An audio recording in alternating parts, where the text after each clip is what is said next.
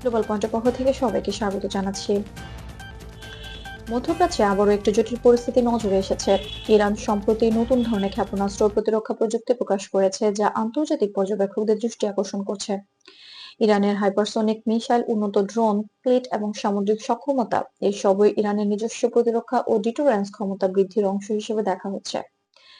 Pentagon সূত্রের তথ্য অনুযায়ী এই পদক্ষেপগুলো মার্কিন যুক্তরাষ্ট্রের নজরদারি বৃদ্ধি করেছে, তবে উল্লেখযোগ্য যে এই মুহূর্তে কোনো সরাসরি সংঘাতের প্রমাণ নেই এবং এ বিষয়ে পর্যালোচনা ও পর্যবেক্ষণ চলছে। বিশ্লেষকরা বলছেন, ইরানের ক্ষেপণাস্ত্রের কার্যকারিতা মধ্যপ্রাচ্যের প্রায় সব মার্কিন সামরিক ঘাঁটিতে নজরদারি করতে সক্ষম। অন্যদিকে যুক্তরাষ্ট্র তাদের শক্তি প্রদর্শনের জন্য USS Abraham Lincoln career strike group মোতায়েন করেছে, যাতে F-35 যুদ্ধ বিমান ও ডেস্ট্রয়ার সব পদক্ষেপে আঞ্চলিক নিরাপত্তা ও সতর্কতা বজায় রাখার জন্য।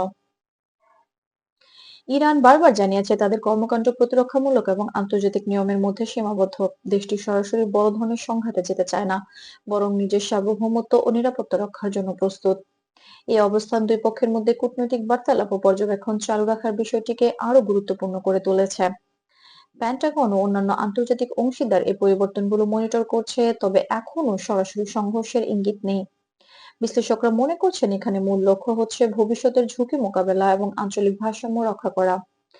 সামাজিক যোগাযোগ মাধ্যমে বা ভিডিও শিরোনামে বিষয়টি অনেক সময় অতিরঞ্জিতভাবে উপস্থাপন করা হলেও ভ্যালিড সূত্র অনুযায়ী ইরানের পদক্ষেপগুলো মূলত প্রতিরক্ষা, নজরদারি এবং কূটনৈতিক সংকেতের মধ্যে সীমাবদ্ধ।